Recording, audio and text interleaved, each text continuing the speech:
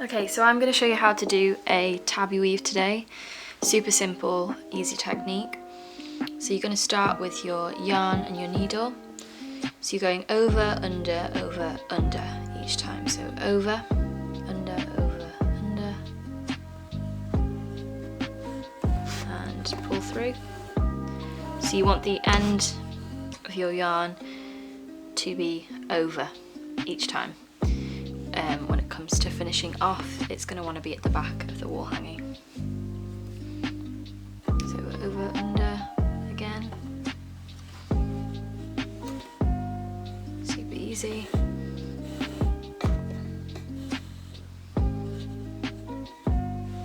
Okay, and again, so we're going on the reverse this time. Again, it should be over, under each time. So where I've gone over last time, I'm going under top this time.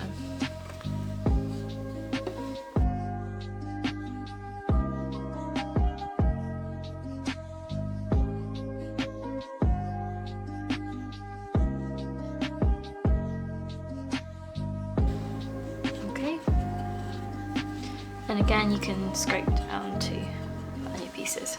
That's how you do a tabby weave.